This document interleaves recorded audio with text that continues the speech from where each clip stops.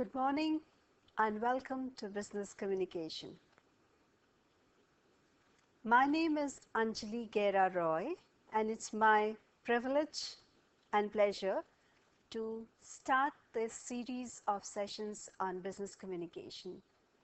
In today's session, we'll try to find out what the communication process is all about, explore the filters of communications, move on to the barriers which impede the communication process before we go on to the encoding process. Before I start the session, I'd like to ask you, what do you understand by communication? What do you understand by communication? What does it mean to communicate? To communicate is to transmit, to express, to exchange, but most important at all, it means to share. In this program, we'll try to do the following. The objectives of this session on communication process and barriers to communication are: at the end of this session, participants will be able to understand the communication loop, understand the process of encoding and decoding, understand the filters and barriers to communication. Let's begin at the beginning. To communicate is, most of us, when we begin with the electrical models of communication, we say communication is all about transmitting signals. Transmitting seems like a very mechanical process to me. You send a message, you receive a message. With machines, it works very fine. We complete one circuit when a message is received and there is a response to it. This would be a very simple problem of transmitting messages. We could also talk about expressing messages. Yeah? You say communicate is to express. Okay. Communicate is to express. So I have something in my mind, I want to make it known to you, and when I express it, when I say it aloud, you say that I'm expressing a message? Right. Well, expressing messages, expressing meaning is a part of communication. I agree with you. Communicate is to exchange. Yeah, that gets better. We don't just express messages, but we also listen to the other's expression of messages. When we express a message and another person expresses their messages in return, what's happening really is that we are exchanging messages. So we don't just transmit messages, we also express meaning, and we modify it and we say we exchange meaning. Now let's come on to the final meaning, a more holistic meaning of the term to communicate. To communicate is to open a door. To open a door. And all the doors are closed. You open a door. This might not be the dictionary meaning, but when I say I'm communicating with you, I am opening a door. So I would say, and do you agree with me when we say to communicate is to share, not just to transmit, to express, to exchange, but to share, to share.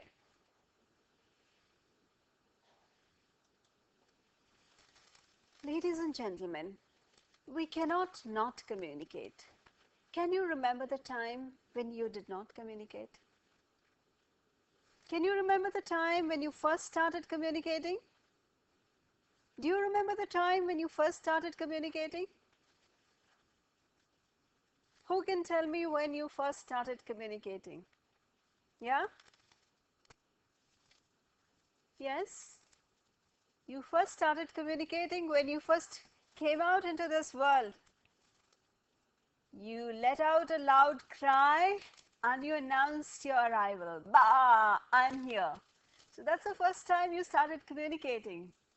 The moment you arrived into the world and you signal to the world that you're here, you have started communicating.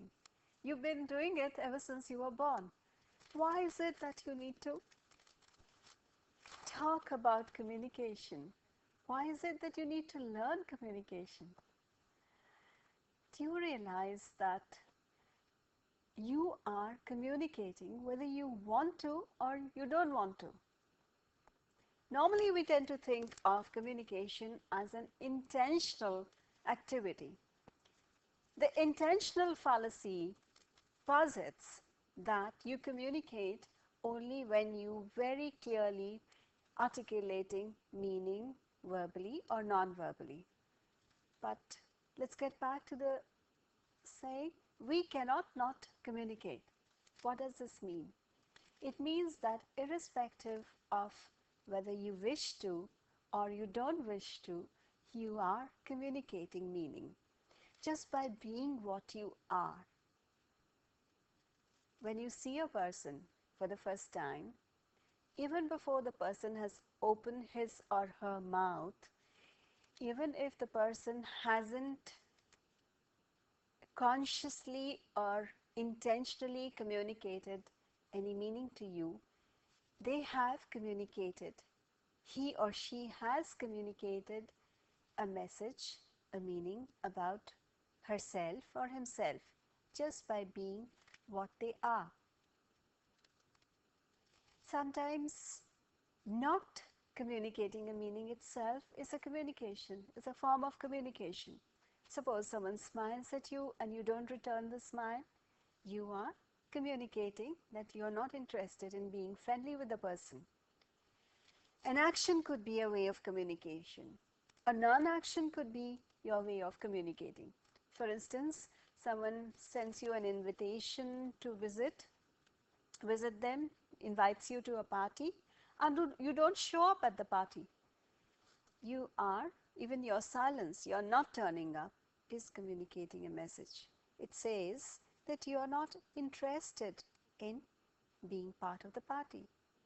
Therefore, we must get rid of the intentional fallacy which says that only intended meanings are communication, qualify as communication, and those meanings which we send out unintentionally do not amount to communication. The truth is that whether you intend or you don't intend, whether you wish to or you don't wish to, you are communicating messages. You are communicating meaning. Communication is not always intentional. It might occur in addition to or in spite of intended meaning. Now we come to a more tricky part of communication. We said that non-communicating, without intending to, you have communicated something. Now I'm saying that it might occur in addition to. For instance, uh, that you are appearing in an interview and you try to look very confident, you try to look very cheerful, you try to look very friendly, you try to do all the things which will create a positive message to you, to the receiver. But you're nervous and your nervousness shows. So in addition to the conscious message that you're sending out to the receiver, you are sending a message. We talk about reading between the lines. We talk about subtext. We say that whatever is said, there might be another meaning in addition to that. Someone pays you a compliment and this person doesn't particularly like you. So don't you feel that something else is being said what is being said is not really the truth. Within the context of the relationship you have with a person who is normally negative towards you, a person sends you a compliment. It's possible that the intended meaning is not really positive. It might, so the meaning that gets communicated, probably the meaning communicated by giving you a compliment, by paying you a compliment, is really a tinge of envy, a tinge of sarcasm. Now this could be in spite of the intended meaning. You don't mean to sound envious, you don't mean to sound jealous, but your compliment betrays this insecurity, the envy, or maybe the sarcasm you feel towards the other person. Therefore, we cannot not communicate. In addition to what we are communicating, in spite of what we are communicating, we end up sending and receiving meaning. What do we communicate? Could anybody tell me what do we communicate? Yes? We communicate information. You say we communicate information. Well, true, we do communicate information. We say the parcel will be received, will be delivered to you tomorrow morning, and information has been communicated. Or you say the meeting will be held at 8 a.m. in the managing director's committee, in the committee room. That could be information. It could be very trivial information, it could be a very routine information, or it could be information of a very important nature. Yes, information is what we communicate. But do we just communicate information, or is there anything more to it?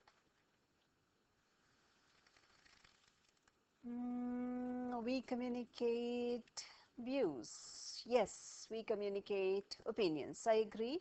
Yes, we do communicate views. I say that I am not in favor of this policy because I feel that this will not bring any additional benefits to the company.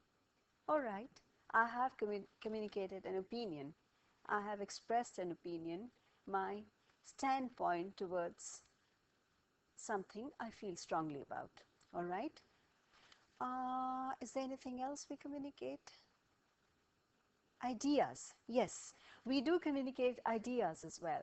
You say, I have a brilliant idea which will generate a large amount of saving for the company. Yes, you can communicate ideas. Aren't there certain things we communicate which might not be so manifestly expressed? Can you take a guess? Feelings. Yes, feelings. I don't feel very positive about you. I don't smile at you. At other times, there are other people, they haven't said anything to you, but the way they smile at you, the way they look at you, there is a feeling of goodwill you get. You know, the things we do when we meet people, we greet each other, good morning or good evening or nice day, something like that. Do these rituals, do these greetings have any meaning in themselves? Not really, but they do have meanings in terms of the feelings they can convey. These rituals tell the other person that I feel friendly towards you, I feel positive towards you. They reflect your feelings. So we communicate feelings, yeah. What else? Did you say, what else? Attitudes, right. We also communicate attitudes. We do that without intending to or without spelling them out. You say certain people are very hostile. You say certain people are very arrogant. You say, you have this saying today, there are lots of kids today who have an attitude. You say, this guy is a guy with an attitude. This person is a person with an attitude. No, we're not talking about attitude in that specialized sense in which it's used today, but we're talking about any attitude. It could be any attitude. It could be an attitude, a positive attitude. It could be a negative attitude. It could be an attitude of arrogance. It could be an attitude of humility. It could be friendliness. It could be hostility. It could be any of this, any of them. So shall we sum up and we say we communicate information, we communicate views, we communicate ideas, we communicate attitudes and feelings. Now, can we find a common word which covers all of these and everything else that we communicate when we communicate? Do you think of a word? Think of a word. Messages? Yes, messages. Messages has a very conscious quality about it. You know, we're talking about the intentional fallacy, and we were saying that communication is not always intentional. So when we think of messages, we're always thinking of consciously formulating a message. Can you think of a better word? A word which covers this and everything else? Meaning, yes, meaning. What we communicate, the whole gamut of information, ideas, views, attitude, feelings, and whatever else we communicate, a single word can cover all of these. The word we're looking for is meaning. When we communicate, we are communicating some meaning. Now let's move on to, we are communicating meaning, but how do we communicate meaning? Now this process is slightly complicated. The process of communicating meaning. How do we communicate meaning? When we are trying to communicate meaning, are you assuming that meaning is, we have a very clear meaning in our mind? Let's proceed with this premise, that there is a very clear meaning in our mind. I'm very clear about what I want to say, and then I move on to what do I do next? Whatever meaning is there in my mind, how do I express it? How do I communicate? How do I transfer it, or how do I share it with another person? I can do it only by displaying some symbols. I can do that only by displaying some symbols. Otherwise, how is the other person to know what's going on in my mind? What is it that I want to say? So I can, what are the symbols I have at my disposal? How do I communicate? Suppose I say I'm thirsty. So that is, my mind says I'm thirsty. And I say, I make a sign like this and I say I'm thirsty. I can say either I am thirsty, or I can just use this gesture, that means I'm thirsty, right? I have a choice.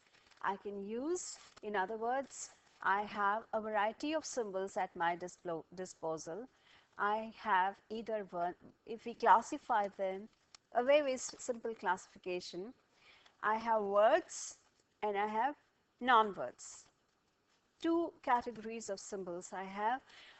We'll be taking up the process of putting meaning into symbols, which is known as the encoding process, in much greater detail later. But right now I try to tell you how do we communicate. We communicate using words. The words that we use may be written or they may be spoken, or we can use non-words. I've listed a few categories of non-words here, but they can really be infinite. You can go on and you can think of a million different ways of communicating meaning. It could be sound, it could be color, it could be light, it could be picture, or it could be body language. Now I'll try to work out a very simple model of communication for you. I'd like to draw the communication loop and illustrate the process of communication. We say that all communication starts with the sender.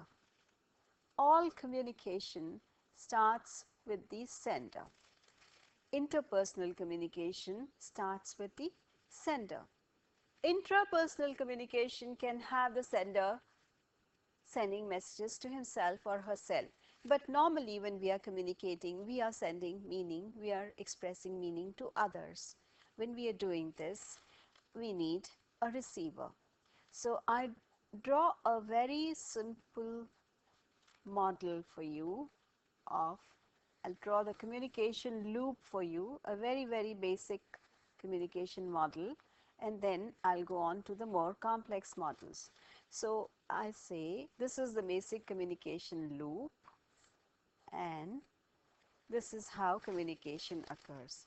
It moves from the sender to the receiver, right? Now this we would say, do you think this is all there is to communication? This is what one would call one-way communication. This is called a one-way communication model. We'll play a little game to see what will happen if communication is one way. I'm going to give you, I'm going to ask one of you to give some instructions which you'll have to draw a diagram based on those instructions. After that, I'll show you the diagram which I asked you to draw, and you'll have to compare the diagram you drew with the instructions I gave you. Now,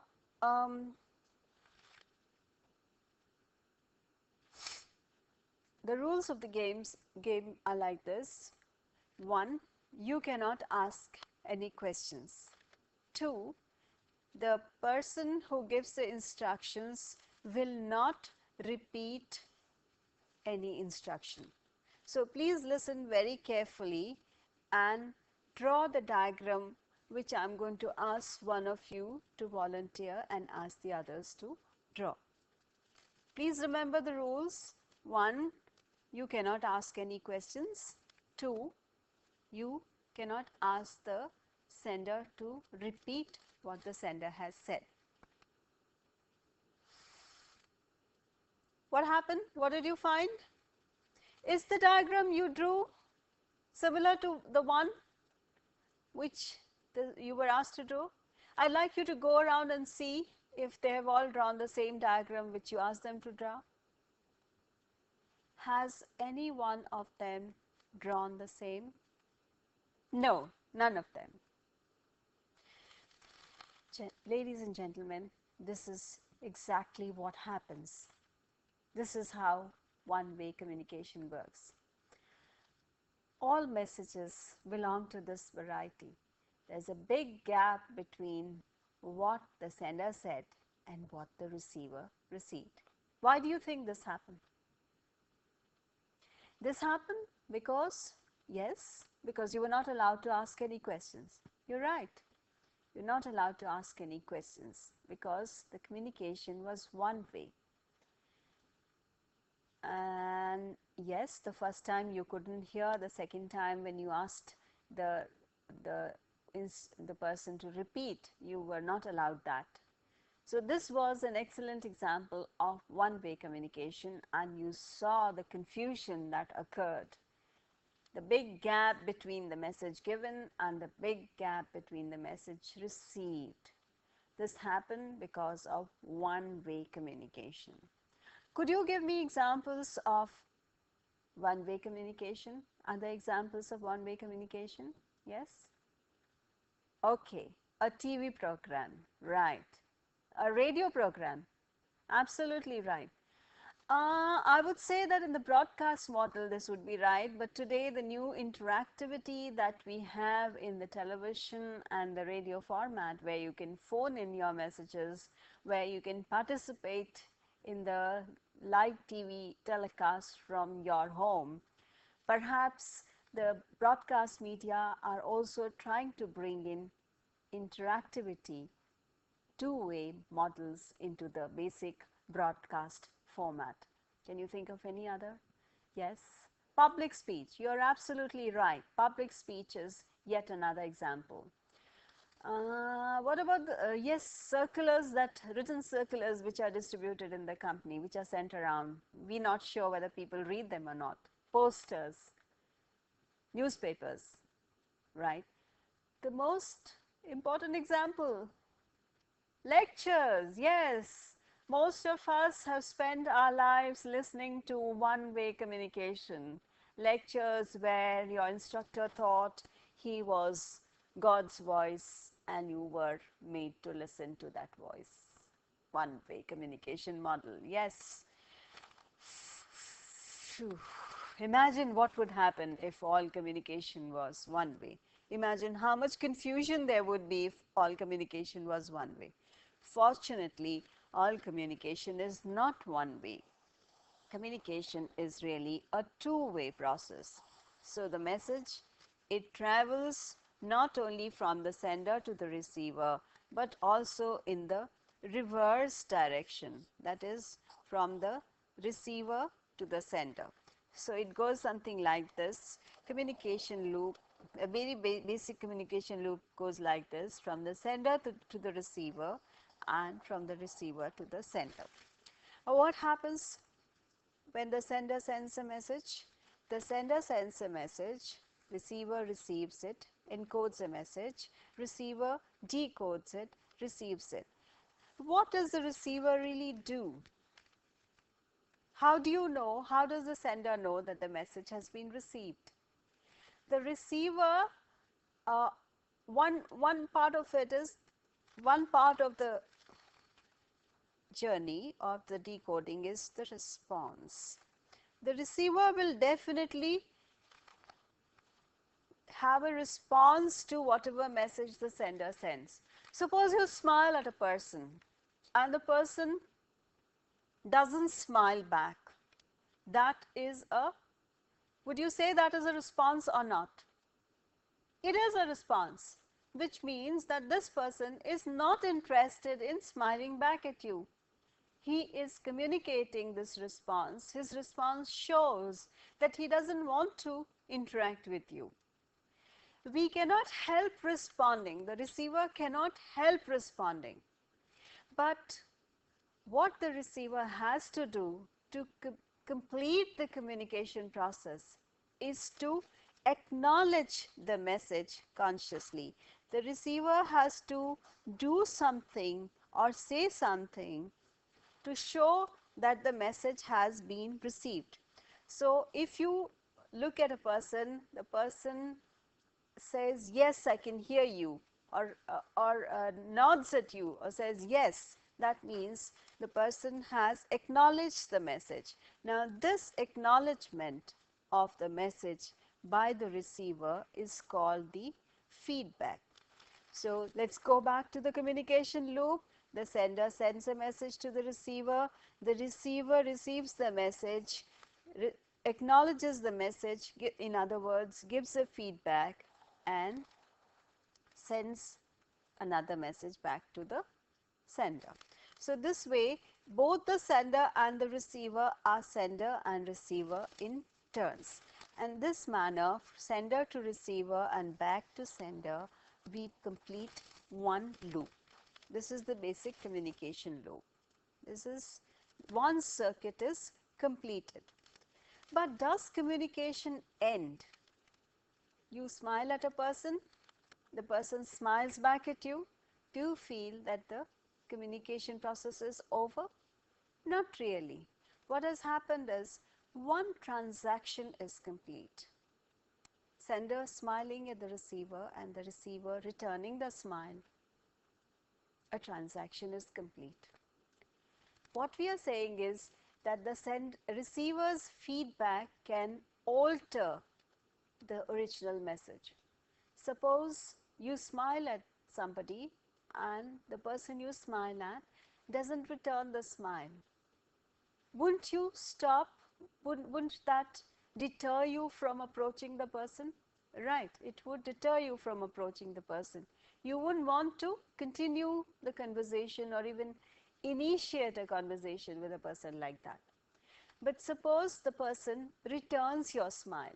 What would you do next? This is one transaction. You smile at the receiver returns your smile. Once one transaction completed. What do you do next? Probably you move closer to the receiver. because the receiver has given you a positive feedback, you move closer, go and shake hands maybe. Yes. So the person, person on the other side returns your handshake, okay, warmly or coldly or whichever way. So the second transaction. Encouraged by that, you go and introduce yourself and you say, I'm so and so. And the receiver in turn introduces himself and herself, another transaction completed. After that, maybe you begin small talk and it goes on and on. So one transaction can lead to another and it can go on and on to infinity, because communication doesn't really end with one transaction. It can go on to infinity. That's why I have tried to use what is called the infinity model of communication. The infinity model of communication. What is the infinity model? Instead of, this is not a one-way model or a two-way model, but a model where the presumption is that communication, the sending and receiving of messages and vice versa, can go on to infinity. So we say the sender sends a message, the receiver receives it, gives feedback and goes back, and this process can go on forever and forever. Now I have also shown something here. When the sender sends a message and when the receiver receives a message, do you think that it's as transparent and unambiguous a process as it would be as one does with machines in the electrical models or the mathematical models? Is it as clear as that? Not really. What happens when you send and receive the message? Irrespective of the channel you may choose, you may choose what is the channel of communication. One can use any channel of communication. One can use a channel. Now this can be a face-to-face channel. You can speak to a person face-to-face, or you can speak to the person over the phone. You can write a letter to the person. You can use a verbal symbol or you can use a non-verbal symbol. But irrespective of the channel you use, there would be some, what one calls interference with the reception and the transmission of the message. What is this called? This is called noise. Suppose you are on a shop floor in your factory and you trying to shout to a worker on the shop floor. There would be the noise of machines. That's one form of noise. Suppose you are walking down a very crowded, a very busy road. There are vehicles passing by, there are horns, there's a sound of people talking. In a place like that, there'll be a lot of external noise. So we talking about noise like that, if there's a very noisy fan overhead, that could be one form of noise. But it's not always a noise of sound. It could be other forms of noises. For instance, suppose you're signaling to a person and the person can't see you. There are lots of, there are, the distance between you and that person is a lot. You're not able to see that person clearly. So that would be another form of noise. But all these are really external noises, physical noises. Noise can also be internal. For instance, if you're not feeling well, if the chair you're sitting on is very uncomfortable, it's possible that it interferes with your reception of the message. It could also be a psychological noise. It could be a headache. You have a headache and therefore the information you get, you're not able to receive that information accurately because your headache or your stomach ache or your hunger, whatever it could be, is interfering with the reception of the message. So what I am saying is that irrespective of the channel you use, whether you use a face-to-face channel, you use a written channel, or you use a spoken channel, there are possibilities of noise. And this happens even in machines. The noise which can, there is a possibility then that when the messages are being sent and received, a noise can come in the way of the reception and the transmission of messages. From the noise we come to what I call the barriers and the filters of communication. All this while we've been assuming that communication occurs in a vacuum. We are assuming that the transmission of messages, the exchange of messages is unproblematic, so long as the sender has found a symbol, an accurate symbol for sending the message to the receiver, and vice versa, the communication process is complete. Unfortunately, human communication is a very, very complicated process for various reasons. There are two aspects of what causes miscommunication and what prevents messages or meaning from being sent and received. In the first category, we would include barriers, and the other category consists of filters. When we are talking about barriers, we are really talking about anything that causes an obstacle in the communication process, that creates a hurdle, a roadblock in the communication process, that consciously prevents messages or meaning from being exchanged. Anything that prevents communication from taking place, that is a barrier.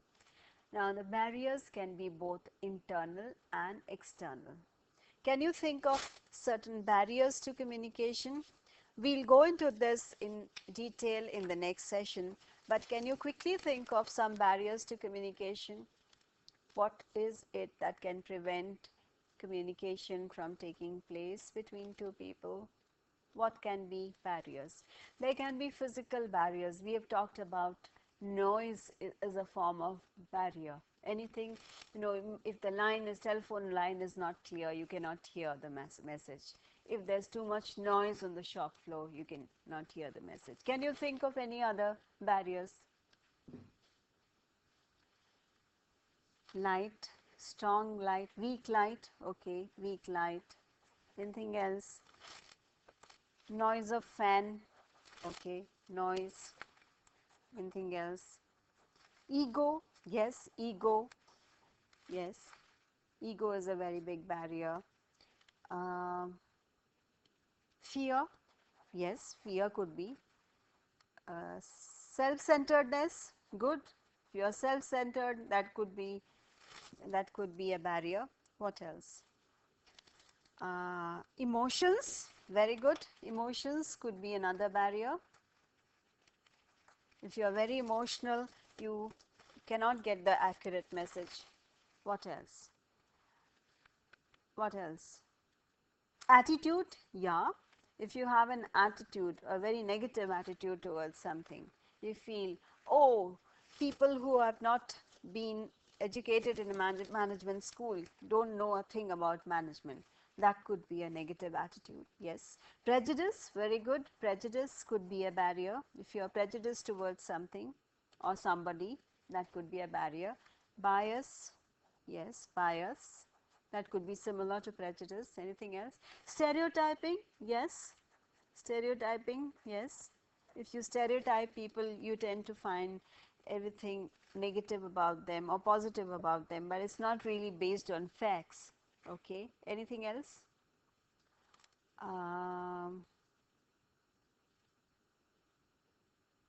Arrogance, yes, arrogance could be one barrier. So we can go on adding to this list of barriers which prevent the communication process from taking place. Let's go on to what else happens. Now let's look at let's sum up and try to look at the critical factors in communication. We said that in communication there's always a sender. All communication really starts with the sender. The sender is the person who sends the message. And we say that there's also a receiver, the person who receives the message. We also said that both the sender and the receiver are sender and receiver in turns, because when the receiver receives a message and constructs his or her feedback, he swaps roles with the sender, and now the receiver becomes the sender. So the sender and receiver play sender receiver in turns. What does the sender do? The sender encodes messages. What is encoding messages? The sender displays some symbols, puts his or her meaning in a certain symbol, which is called encoding. This displaying of symbols through which meaning is expressed is the process of encoding. I won't go into it into detail here, because in the following sessions we are going to take the process of encoding in great detail. I have already explained the concept of noise to you, that irrespective of whichever channel we may use, there is noise. Anything that interferes, that prevents the message from reaching the other person is noise. What is decoding? Decoding is the reverse of encoding.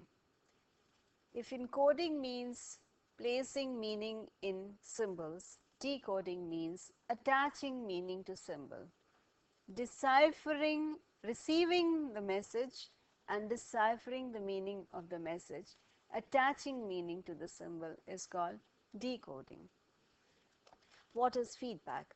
Once meaning has been received and meaning has been attached to the symbol, the receiver has to do something to acknowledge, to show that the message has been received and understood.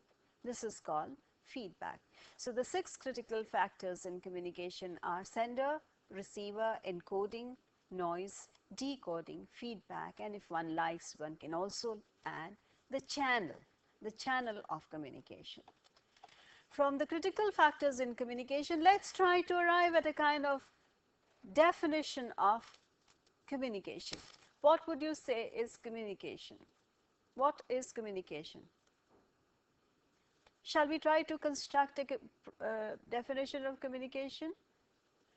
Who remembers what we said at the beginning? What is communicate? What is to communicate? We said to communicate is to share. Yes?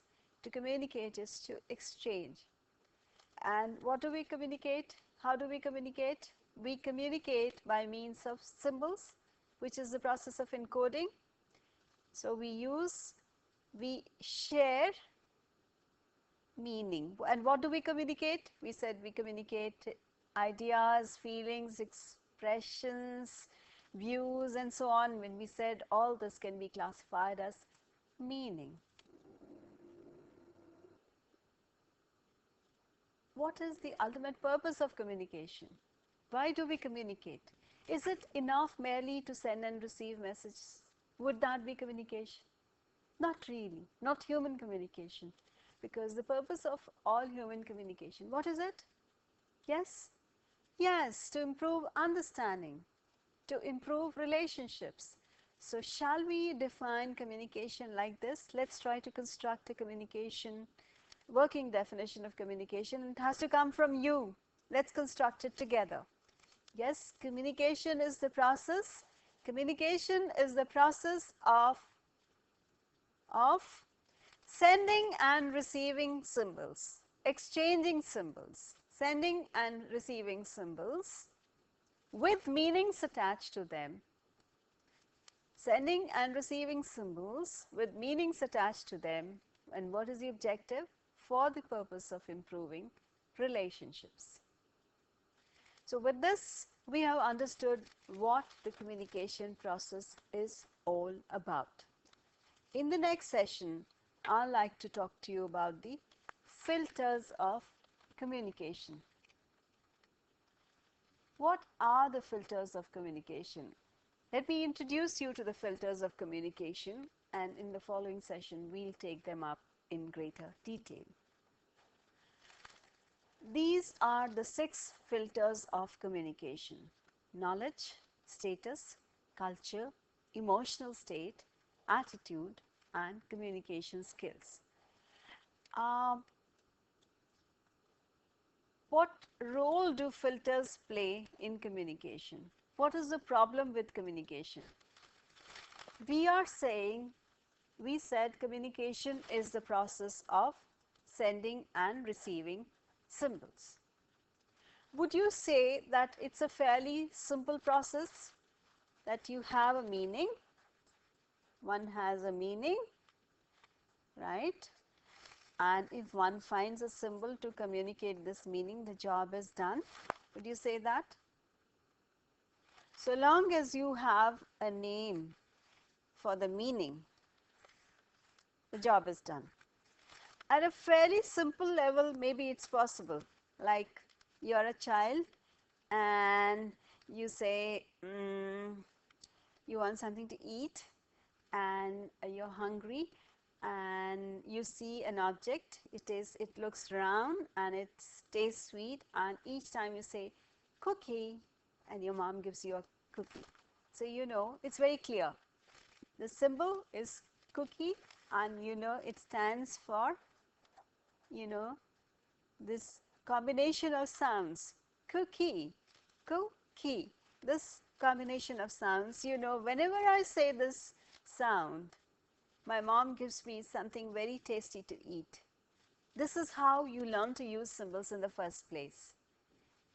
You know what this combination of sounds, cookie, stands for: a round object which tastes sweet and which satisfies your hunger. So over there you would say this, it would be a fairly simple process. Meaning, hunger, food, something to eat, and symbol, cookie.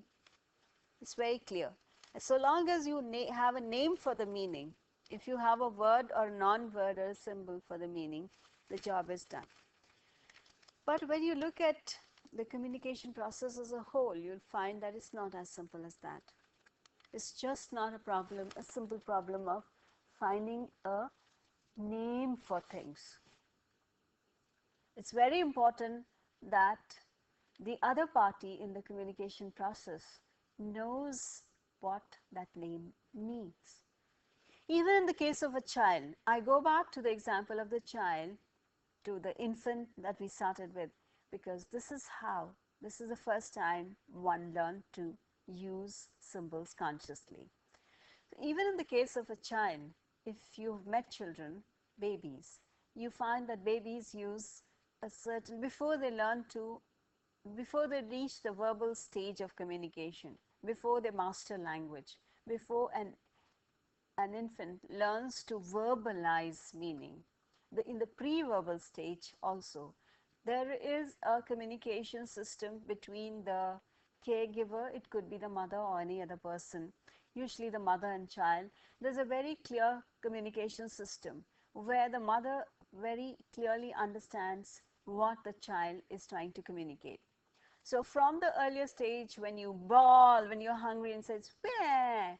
The next stage comes when you know cookie. Before you learn cookie, there is a pre-verbal stage where you didn't know the names of things, but you had a code language. For instance, many children say mum. Only the mother knows mum doesn't mean mother, it means water. So between the mother and child, there is a communication occurring, because mother knows that when the child uses this non-word, it doesn't have any meaning in an adult's vocabulary, the word mum. The mother always knows that this indicates water. So even in the pre-verbal stage, there is a confusion can occur. The rest of the adults around in the house will not know what this means. When the child comes to the stage of the cookie, perhaps it becomes very clear that this name cookie means this object. But in the pre-verbal stage, why is it that everybody doesn't understand what the word mama means? Because of the differences, because we do not receive meaning in a vacuum. Meaning is not objective. Symbols don't have any fixed meaning. Whatever symbol we use, it is complicated. It is complicated. It complicates the process of encoding because it comes to us, meaning comes filtered to us. It's percolated through what we have named filters of communication. Because of the differences in human beings using symbols, the differences which we can call filters, the frame, the background, the context, which varies from person to person, within which a symbol comes to be used,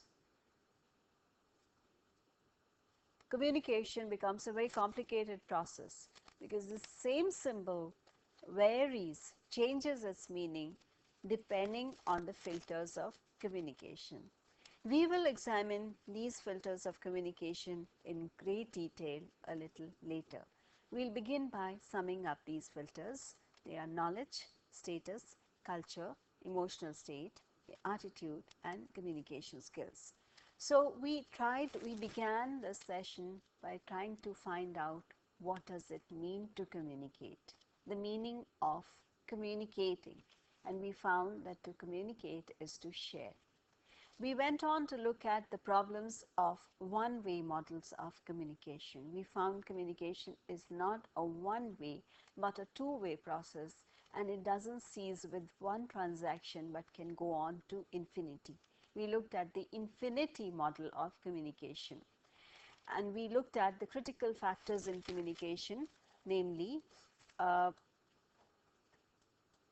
sender, the receiver, encoding, noise, decoding, feedback and channel.